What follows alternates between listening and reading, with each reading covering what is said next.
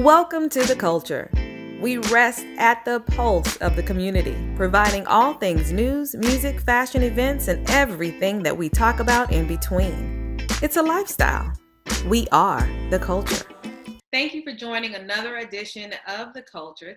Joining me today, I have Ruben Roberts, president of the Miami-Dade branch of the NAACP. Thank you, Ruben, for joining us. Thank you for inviting us. Good morning, and thank you for having us on your show. Yes, absolutely. I also have joining us Dr. Bessman. She is a licensed psychologist and the CEO of New Horizons. Good morning, Dr. Bessman. Good morning, Jessica. Thank you for having me with you this morning. Absolutely. This afternoon. Yes. So mental health, COVID-19, it is a real issue that we have not touched on to the point that we're going to touch on today. And I want to jump right into it. And this question is for either of you. As it relates to those who may have been diagnosed with COVID-19 and mental illness, possibly, what does that look like? What are the health effects that we would be dealing with if that were to happen? Well, as we're experiencing it here at the agency, what we're finding is that many of our patients are really accommodating us as we've reached out to them in regards to providing services by telephone. Of course, it's not as effective as when they're face-to-face, but we're finding with some that it is. And so that we, are reaching out to them because, as we know, anxiety and depression can have a real serious impact on individuals, just we who are not diagnosed as having a mental illness, poor mental health, on those who've been diagnosed and is in need of therapeutic intervention, which requires getting medication. So we also are able to prescribe their medications as we normally do with the pharmacies and keep up with them. Also, they need, someone to really listen to. We have a crisis hotline, and in many communities, they have a crisis hotline that they are encouraged to reach out on the crisis hotline. But we want to make sure that the impact does not overwhelm them to the extent that they, resort to drugs or to alcohol in regards to their source of medication and not follow through. And the pharmacies have been receptive to delivering their medications also. So that has been, and if they can't deliver them, we have someone on staff who will make the delivery. Mm-hmm. And Ruben, what would you like to add, sir? Yeah, so I think that one of the things that we need to look at, there's research that shows that Black people, because of racial climates, because of being underemployed, living in high crime community, we often live with a high degree of stress. Think about it now. There's so much uncertainty here with the COVID-19. Most of us who are not able to work or have been laid off and furloughed and don't have a significant savings. The idea of your living status, your living situation, the idea of how you're going to feed your family, the idea of family members being infected or maybe the loss of a loved one. All of those things add to the stressors. And if you have a family member who is diagnosed with a mental illness and they're in those close quarters, they may become episodic, and family members need to know that there's a place that they can receive resources like New Horizons. I used to work for Dr. Bessman, as a matter of fact. One of my great learning experiences working in New Horizons. So it's vitally important that we make sure that we get folks checked out in terms of where they are from a mental health perspective, because we need to make sure that the anxiety issues are addressed. We need to make sure that whatever other diagnosis they have are addressed. The problem that we have in our community is there's a stigma behind mental health.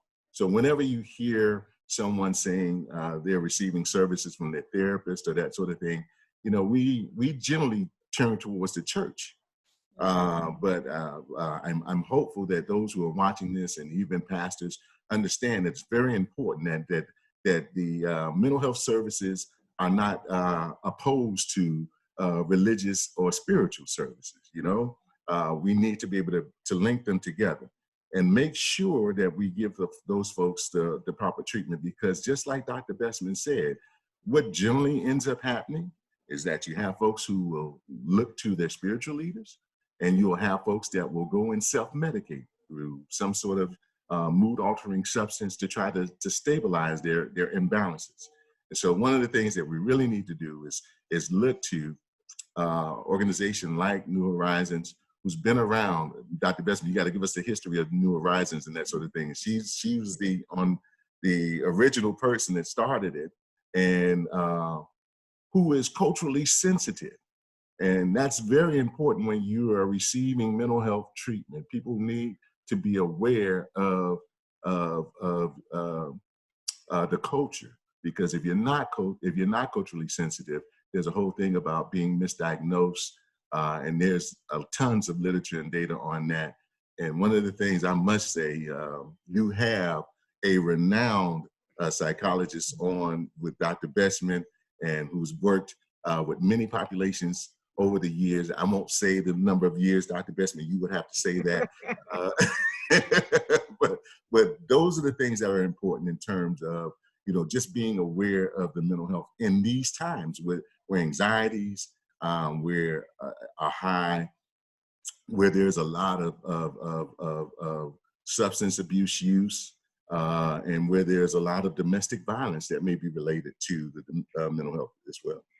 I do want to add that that those who've been diagnosed with mental illness somewhat have a safety blanket in terms of many of them have been connected with providers of services.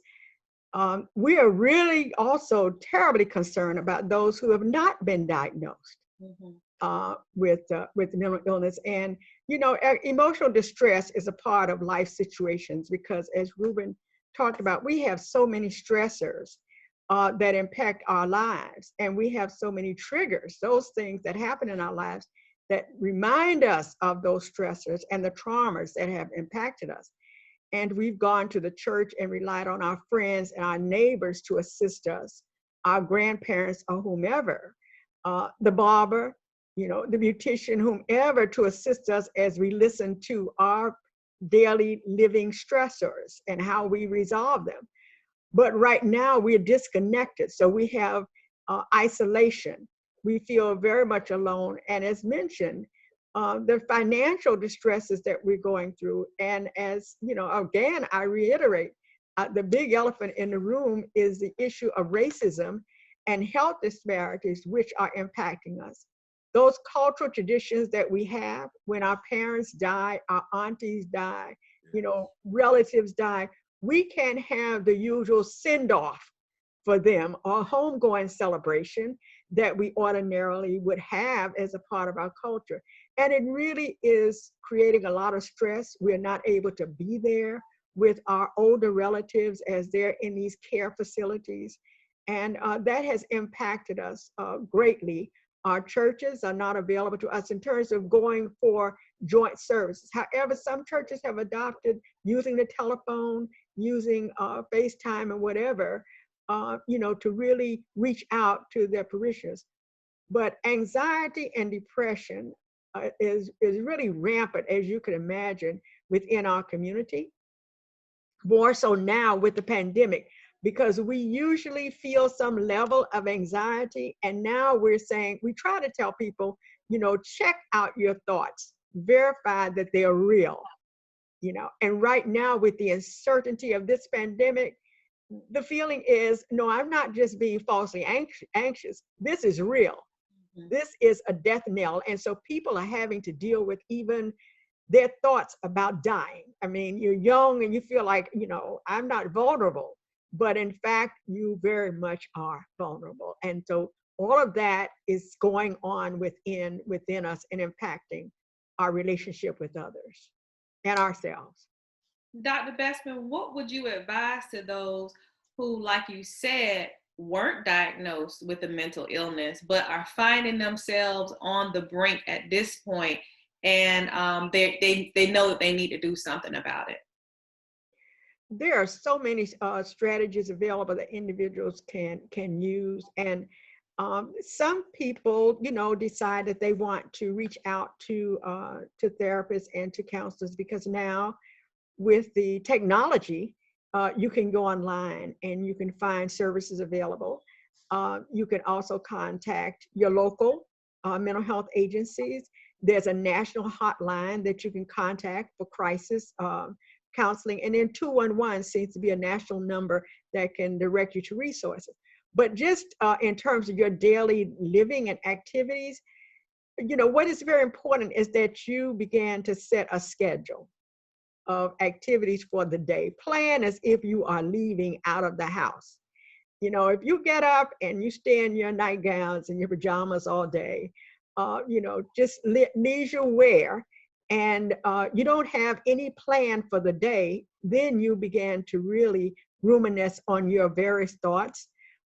You should also avoid listening to the news all the time, because we already are experiencing a lot of fake news. So you need to really know your legitimate news source.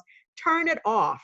I mean, you have to, maybe you check once or twice a day to see what's happening out there as it relates to it. But everywhere you go, I mean, even when you're watching your regular favorite TV show, up comes pandemic, the COVID-19. And so you have to kind of block it out, that that's not your source of conversation all the time.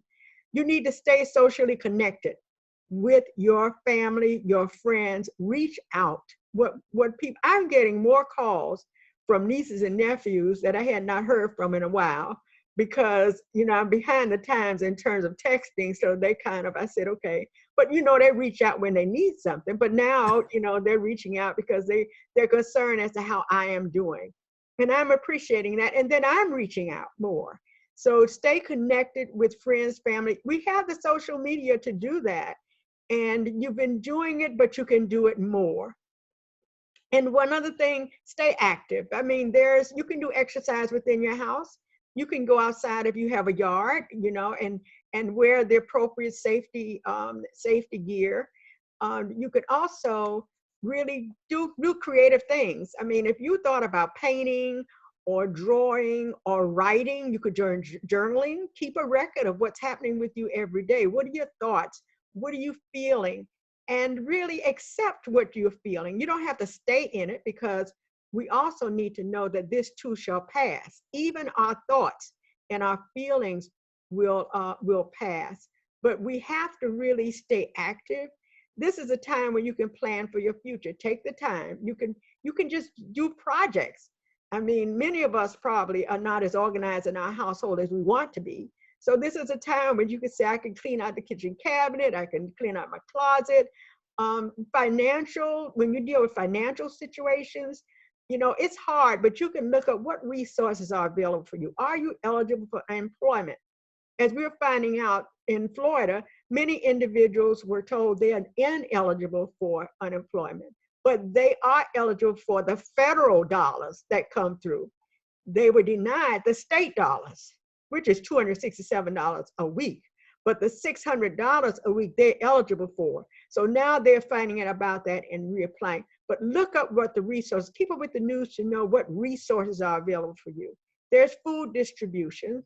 And also check with your creditors. Many of the banks and creditors are saying, if you and your landlords, if you contact with me, I understand what's going on and we can negotiate something. So we need to really stay in contact with those. And also you need to really prioritize your payments. We know your commitment is to basic needs first. The credit card payment is good to keep your credit, but if you don't have money to feed your family, which is going to come first? If you don't have money to pay for your mortgage, which comes first? So you have to reassess your budget. And the other thing which you consider is in regards to the unemployment issue, there are jobs out there. They're not at the level to which you may be accustomed, but the stores are advertising Denny's looking for people, Dollar Tree looking for people, the various grocery stores are looking for people on a temporary basis. If you really need to have a source of income and you feel like I just can't take this the way that I am. And there's online jobs, and you can clean out your closets. I know people say get on eBay. You can sell some of the items that you have. But the other part is meditation and deep breathing. When you're feeling so anxious, like I am going to just leave this world, my chest is hurting, taking deep breaths, will be very helpful. And you just do it on a count of 4, in and out for at least 5 minutes. It helps the oxygen circulates and you begin to relax more. And there's the issue of mindfulness. Stop in place and see where you are here and now. Say your name, say your age, where you are. I'm in my house. I don't like being in my house, but I'm here. Just to break that thought pattern where you are thinking those negative thoughts. And so you practice the art of mindfulness. And those are just a few things that you can do. But the most important of all really is staying connected, that others know how you're doing and you know how others are doing. And there are online volunteer opportunities, whether individuals know it or not. So you can research really what is available out there that you can become involved with. Some individuals want to start college. I mean, you can this may be the time for you to register online for some courses that may help you. If you don't know how to cook, I said, do Google recipes. Get on, start cooking. Work with the children. This is the time you teach your children donuts is more than Krispy Kreme and Dunkin' Donuts. They can make donuts at home. But I'm just saying, get involved and do activities that will keep your mind active so that you feel you have some meaning in life, and don't, prevent depression and the level of anxiety that's going to take you over. What would you also say to those people who may be suffering from cabin fever or they're having trouble getting to sleep at night, just weird sleeping patterns, not able to fall asleep at their normal time, falling asleep 2-3 o'clock in the morning and unable to really pull it together? What would you advise to them? Well, what we get back to some of the strategies that I spoke about previously, and that's the deep breathing. There's also what they call aromatherapy, where people take a bath and the candles lit and the odors help you relax. The issue of turning off the TV, making the room dark so that you don't have light distracting you when you're trying to sleep, but also reaching out to an online therapist or it's somebody that you can relate to and talk about the issues that are bothering you.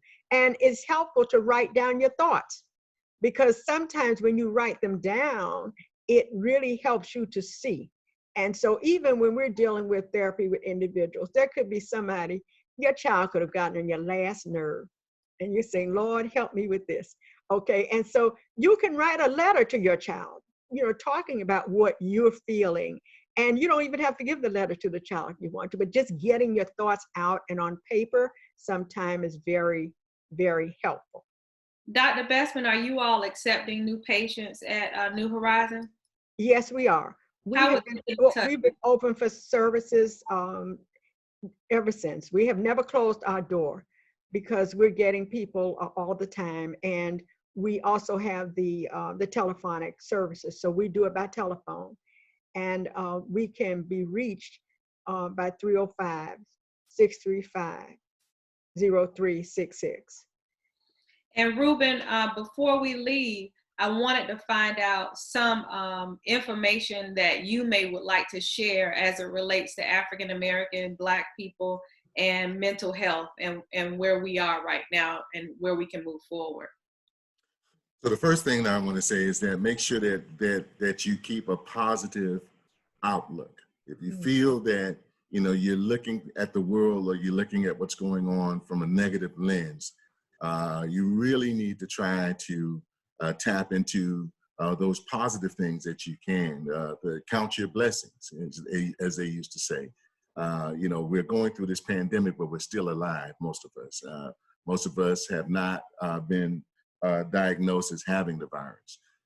So there are things that you can do to make sure the mindfulness therapy that Dr. Bestman has spoken of. I encourage people to go on YouTube, and they have different mindfulness therapy examples there, or they have those meditation actual videos that you can sit down and meditate, like Dr. Bestman said, with the aromatherapy, with the music, to take you into that Zen-like state, if you would. But most importantly, for those of you who are maybe realizing that something is off about a family member that's with you while you're sheltering safely, I implore you to reach out to New Horizons. I think Dr. Bestman can tell you, I think that they have a sliding scale fee. So one of the things that I think is vitally important is that we understand that there is help in our community that is culturally sensitive. And so one of the things that we need to do is think about that. You may have children who may be dealing with ADHD. They just can't sit still, like Dr. Bestman said, and they're getting on your nerve. And you can exercise with them. You can do some of the mindfulness therapy with them. Just take the time and do some things to bring about that relaxed and calm state. But the most important thing is that we need to have some self-awareness. When you feel yourself going down that road, when you feel yourself feeling jittery or anxious, or talk to a family member, call a professional. We have services here locally. I'm promoting New Horizons because I really believe that this is an entity that will definitely give you the culturally sensitive treatment that you may need. And so we have these services available to us. We want to make sure that we do it, but keep that positive outlook. Make sure you take time to do that mindfulness therapy. Go through, if you can't get to a mental health professional, find a way to just calm yourself down and think about those positive thoughts. And I think that that's so very important. So the thing that we haven't touched on, and I know we're running out of time, is that we need to be mindful of this, because I strongly believe that there are going to be some folks who are dealing with thoughts of suicide as well. As a matter of fact, I saw in the news where there was one essential care worker, a doctor, who committed suicide. She just couldn't take it no more. So that's one of the reasons why, when you just feel on that edge, you really need to find a place to, bring yourself back to a calm state. And so I thank you so very much, Jessica, for really allowing this information to get out to our audience, to your audience, to our people, our community, because I think it's something that has been greatly stigmatized, and folks need to know what's available. And I thank you and Dr. Bestman for sharing this information. Absolutely. Thank you. Just one thing, I know we're running out of time, but I do want to stress the issue of suicide, because it is increasing within the African American community. Okay, so we need to address that. And that's why social connection gets to be very, very important, because people need to know that, what's going on with you, and that you reach out. And please, we have to really deal with this whole issue of racial disparity as it relates to our health. And that's a big thing that's affecting our community right now. Thank you, Dr. Bestman. Thank you, Ruben. Again, listeners, viewers, if you are feeling out of sorts, if you have thoughts of suicide, if you are not yourself, there is a location for you, New Horizons. You can reach out today at 305-635-0366. Dr. Bestman and her staff will assist you in coming into your new normal and being okay with it. We're in this together. This is another edition of The Culture. The Culture is produced and owned by Hip Rock Star Media and cannot be reproduced or broadcast without written consent by Jessica Garrett Motkins. All rights reserved 2020.